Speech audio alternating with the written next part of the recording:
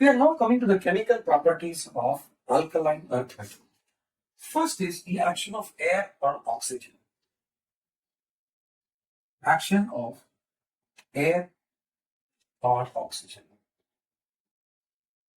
First, let us look at beryllium. Beryllium normally does not react with air. But what happens is powdered beryllium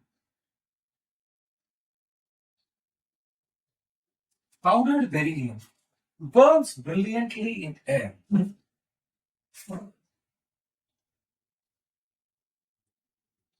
Beryllium burns brilliantly in air. And what does it form? So beryllium reacts with oxygen in the air to form beryllium oxide, and beryllium reacts with nitrogen in air to form beryllium nitride, to Be3N. Now let's look at the others. Then after beryllium, what do we have? We have magnesium, calcium, strontium, barium, radium. So magnesium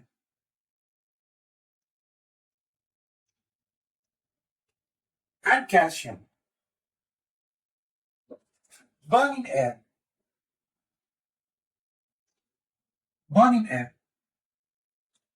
to form corresponding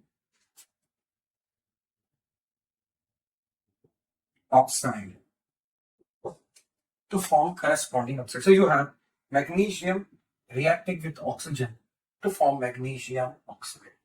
Calcium reacting with oxygen to form calcium oxide. In pure oxygen,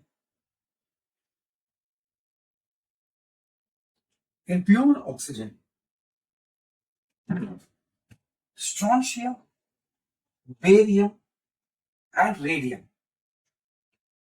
they react with oxygen to form the corresponding peroxide.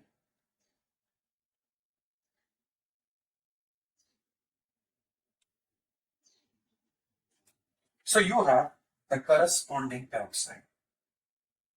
From the examination point of view, remember, generally compounds of alkali metals and alkaline earth metals are not colored. Here, the peroxide of strontium, barium, radium have color. It's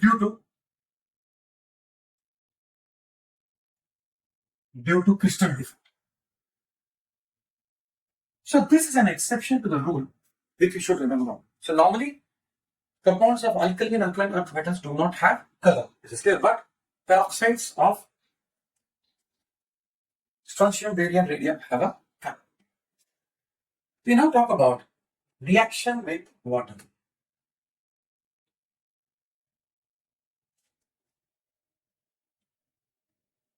When you talk about reaction with water, beryllium does not react with water.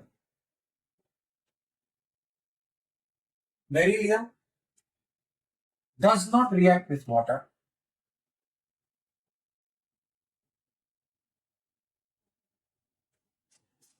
Magnesium reacts with boiling water. Magnesium reacts with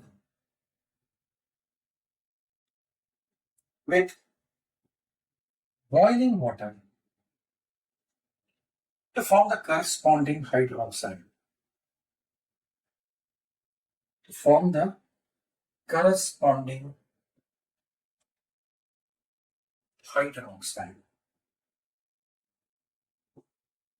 So barium, calcium, strontium, magnesium, their reactivity increases as we go down the group.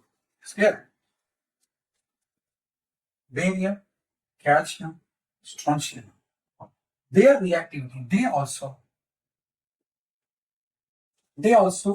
react with water. They also react with water to form corresponding hydroxide. They also react to form corresponding hydroxide. So you can have generally N plus H2O forms NOH whole twice plus H2. So basicity of hydroxide increases from beryllium to radium. Beryllium to radium. Is clear? And reaction with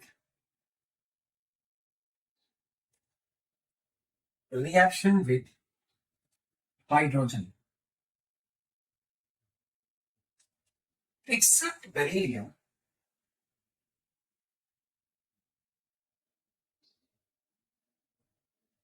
all other alkaline metals,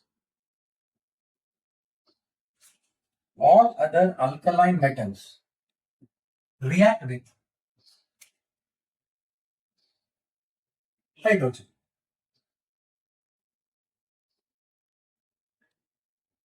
to form corresponding hydride.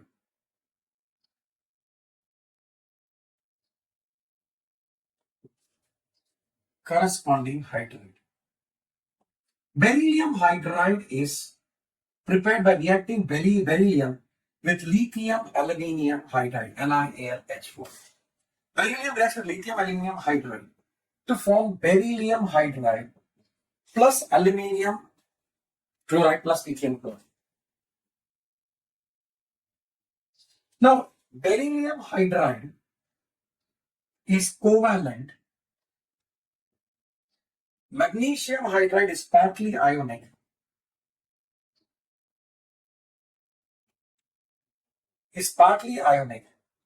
Whereas calcium, strontium, barium hydride.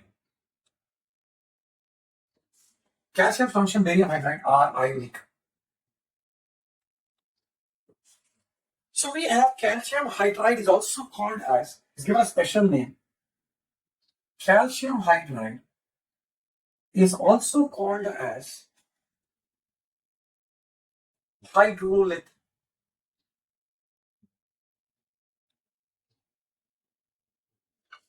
Is called as hydrolith. Now, all these hydrides react with water to evolve hydrogen. That is one standard rule. All of them react with water. So all hydride react with water to form hydroxide and liberate hydrogen gas. All alkaline earth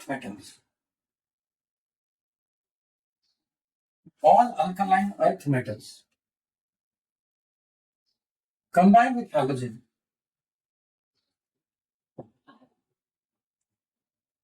with halogen at high temperature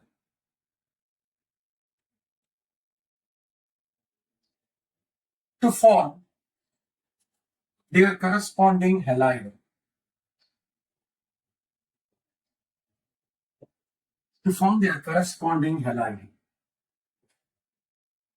So metal plus chlorine, high temperature, MCl2. The beryllium fluoride can be easily prepared.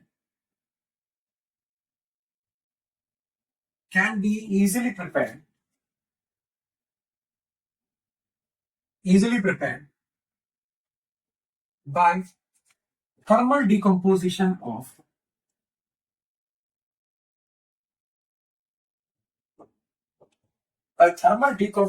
of ammonium fluoborate, ammonium fluoberylate, ammonium fluoberylate in a current of carbon dioxide.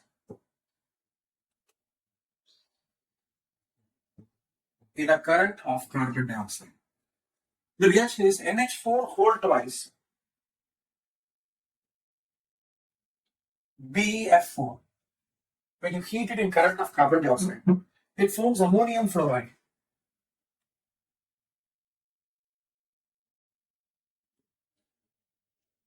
plus BeF. Now it comes to beryllium chloride. Beryllium chloride is prepared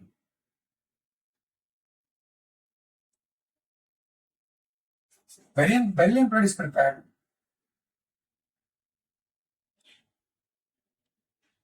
by reacting beryllium oxide with chlorine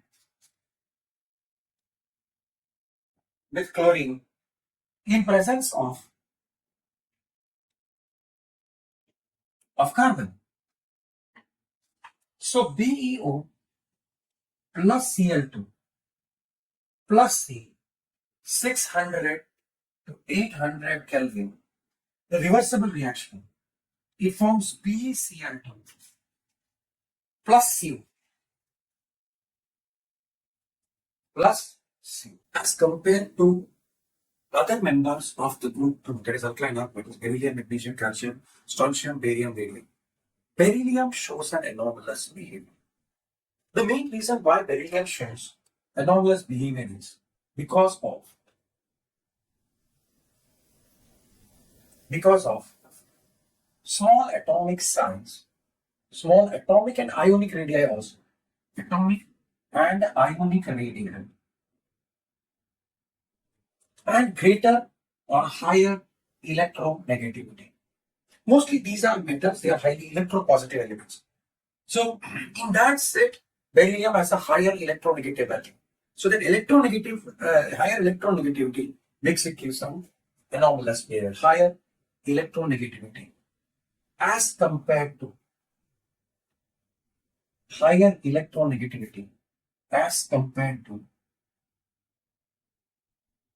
other group 2 elements. Other group 2 elements. If we try to list what are the anomalous behavior, see, group 2 elements are basically soft, whereas beryllium is relatively hard in beryllium is hard as compared to other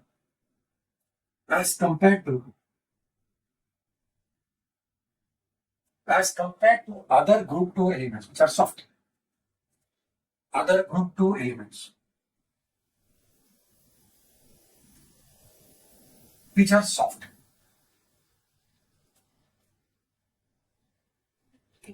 The second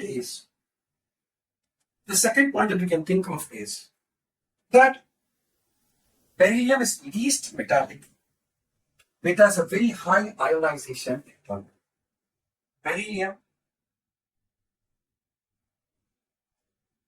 Beryllium is least metallic among group 2 elements having a very high ionization enthalpy.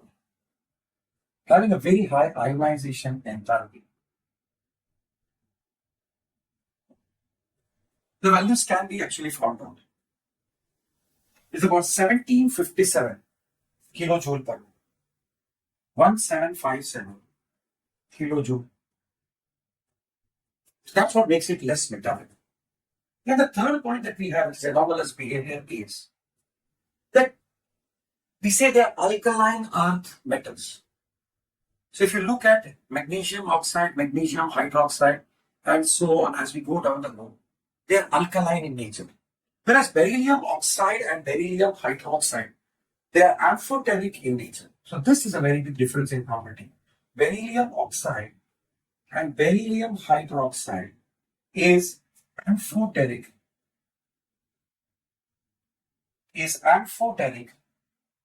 in nature. The fourth point that we can think of is anomalous behavior. The beryllium, now magnesium with disulfuric acid or HCl, magnesium, calcium, strontium, barium, radium, they liberate hydrogen gas. Is clear? Beryllium does not. Very important. MCQ can be framed on this. Which metal does not liberate hydrogen gas with HCl? That's the way MCQs are actually framed. Is clear? So beryllium does not. Beryllium does not liberate. Beryllium does not liberate hydrogen gas when it reacts with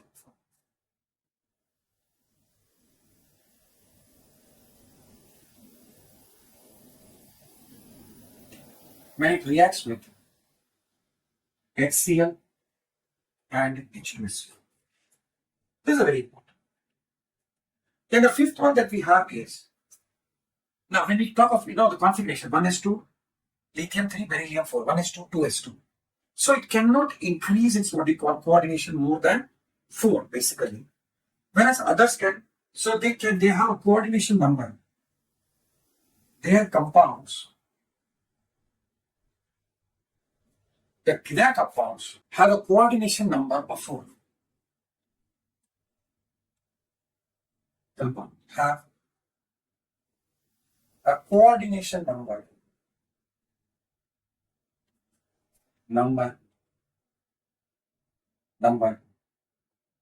of 4 only.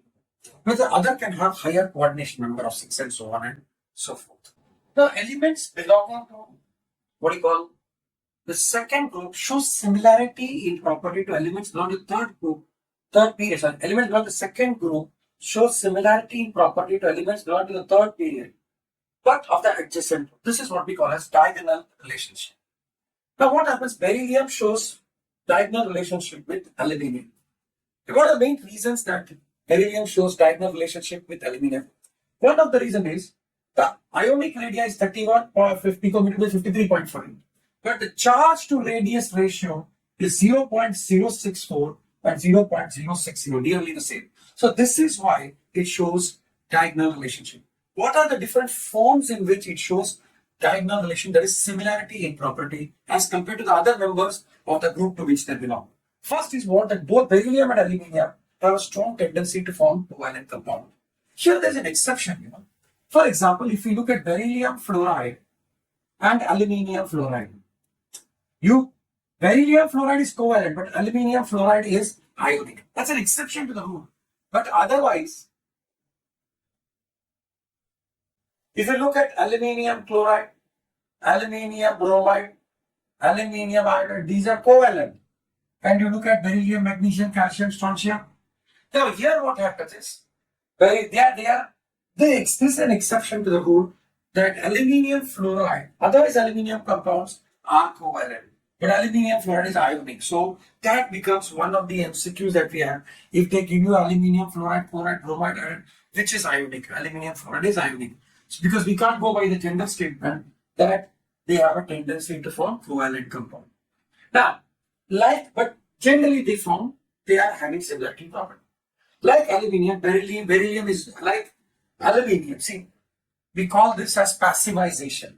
Like if you have an aircraft, it is treated with nitric acid. So the aluminium airframe, it has an oxide film, so it is not further attacked by any oxygen, and it prevents corrosion. This is called as passivation. So even for the same principle applies for beryllium. That what happens is, when you treat with acid, the first layer may form the oxide film, and then further oxidation is prevented by the thin film of oxide film. This is called as passivation. Then what happens is, beryllium hydroxide dissolves in excess of alkali to give a berylate ion similar to that of aluminate ion. Both beryllium, this is a very important question because this can also be considered as a method of preparation of methane. See, we have certain carbides, they give different hydrocarbons, which are there. In this case, what happens? Beryllium carbide and aluminium carbide, they give methane. Magnesium carbide will give propane. And the most popular one, calcium carbide gives acetylene. They all give hydrocarbon. But these two carbides, they give methane hydrocarbon, whereas magnesium will give propane and calcium carbide will give acetylene. So these are four examples which you're supposed to know from the entrance exam point of view. Both beryllium oxide and aluminum oxide and their corresponding hydroxides are amphoteric in nature. These are some of the what you call common properties because of diagonal relationship. We now look at some important compounds of calcium. Basically, we got to look at two big line and calcium carbonate. First, we look at calcium oxide, big line or calcium Ca. Now, how is it prepared? It's a very important what you call mineral in the cement industry. Okay. Now, how is it prepared? It is prepared in a large scale. We have a reverberatory kiln in which what happens is we heat limestone to about 1070 to 1270 kilo. Here, the most important point is that this reaction is reversible. So, according to Lee-Shaffer principle, if you have to push the reaction in the forward direction, the carbon dioxide has to be removed as soon as what you call it is being formed. And what happens is then the reaction moves in the forward direction. We are now going to talk about properties of calcium oxide. Now, basically, it's a white amorphous solid melting point of 2270 Kelvin. Now, when it is exposed to air, what happens? It takes in moisture from the air, forms calcium hydroxide. It takes carbon dioxide from air and becomes calcium carbonate. See, because of this property that absorbs moisture from air, what can we say about the uses? It is used as drying agent. What I told you, earlier use I told you was, it is used in the cement industry, manufacture of cement. It is used as a drying agent. Then what happens? It liberates ammonia on treatment with ammonium salt. So any ammonium salt when you clear here, it liberates ammonia. Now this is a very important property which is used in metallurgy. See, calcium oxide is a basic oxide. It combines with acidic oxide, like for example silicon dioxide. So in metallurgy, what happens is, if the ore has an acidic oxide impurity, then what happens is, it is mixed with calcium oxide, so that what happens is, these two fellows react, that is calcium oxide and silicon dioxide react to form calcium silicate. So this is removed as an impurity. The impurity silicon dioxide is removed as calcium silicate. Then when limited quantity of water is added, water breaks the lump of lime. There is a hissing sound. And this is called as slaking of lime. Now its suspension in water is called as milk of lime or lime water. You must have done in your practicals a test for carbon dioxide. Lime water turns milky. What is chemically lime water? It is calcium hydroxide. So the next compound of calcium that we are about to talk about is calcium carbonate. If you see its occurrence, it is widely present in nature in the form of chalk, limestone, marble, slate, and calcite. These are different forms of calcium carbonate. But in the laboratory, we can prepare by what? By passing carbon dioxide through slake lime. Now, you must have come across this reaction in your practicals. Test for carbon dioxide. Lime water turns milky. So, slake lime is nothing but lime water, calcium hydroxide. When you pass carbon dioxide through it, what happens? You get calcium carbonate. This is what turns milky. But then that carbon dioxide, the moment you get the precipitate, you should stop adding carbon dioxide. Why? Because when you add excess, so controlled addition is essential. Why? Because when you add excess of carbon dioxide, it leads to the formation of calcium bicarbonate, which is soluble in water. You can also prepare by adding sodium carbonate or heating calcium chloride and sodium carbonate to form calcium carbonate.